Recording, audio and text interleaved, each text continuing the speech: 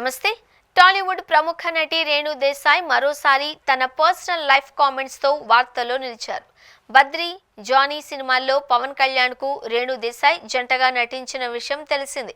అనంతరం ప్రేమించి 2009లో పెళ్లి చేసుకున్నారు. అయితే కొన్ని కారణాల వల్ల 2012లో విడిపోయారు. ఈ వివాహానికి ఇద్దరు పిల్లలు అకీరానందన్, ఆద్య జన్మించారు. అప్పటి నుంచి ఒంటరిగా జీవనం కొనసాగిస్తూ పిల్లలపై తల్లిగా శ్రద్ధ తీసుకుంటున్నారు రేణు దేశాయ్.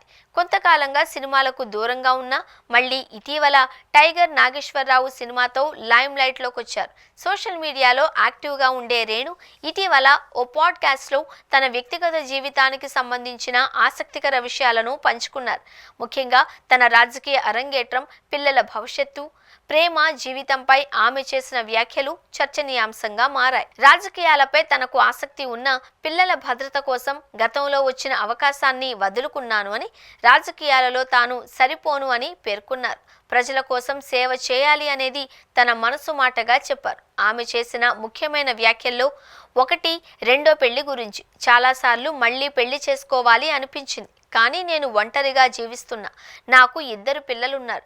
వాళ్ళ జీవితంలోకి మరో వ్యక్తిని తీసుకురావడం చాలా సెన్సిటివ్ విషయం అని చెప్పారు. వ్యక్తిగతంగా చూస్తే నా జీవితంలో ఓ వ్యక్తి ఉండాలి, నాకు ప్రేమ కావాలి అనిపిస్తుంది.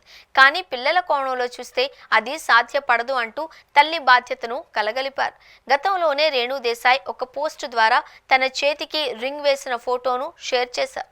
ఆ సమయంలో ఆమె మళ్ళీ పెళ్లి చేసుకోబోతున్నారు అనే వార్తలు విపరీతంగా వైరల్ అయ్యాయి. కానీ ఆ తర్వాత ఆ విషయం మీద ఎలాంటి స్పందన ఇవ్వకపోవడంతో ఊహాగానాలే మిగిలిపోయాయి. ఇప్పుడు ఈ కామెంట్స్ తో మళ్ళీ ఆ చర్చలు తెరపైకి వచ్చాయి. అయితే ఆమె చెప్పిన మాటలు చూస్తే తల్లిగా తన పిల్లలే మొదట ప్రాధాన్యం అనిపిస్తోంది. అలాగే తన కుమారుడు అకీరానందన్ గురించి కూడా రేణు దేశాయ్ ఓ క్లారిటీ ఇచ్చారు. ఇటీవల అకీరా పవన్ కళ్యాణ్ నటిస్తున్న ఓజీ సినిమాలో నటిస్తున్నారు అని, రామ్ చరణ్ నిర్మాణంలో అతడికి గ్రాండ్ లాంచ్ ఉంటుంది అని వచ్చిన వార్తలపై స్పందించారు. అవన్నీ పుకార్లేనని, అకీరా సినిమాల్లోకొస్తే తానే స్వయంగా ప్రకటిస్తాను అని స్పష్టం చేశారు. ఒక తల్లిగా తన కొడుకును బిగ్ స్క్రీన్ పై చూడాలి అని, తనకే ఎక్కువ ఆసక్తి ఉంది అని చెప్పినా అతడిపై ఎలాంటి ఒత్తిడి చేయను అని స్పష్టం చేశారు.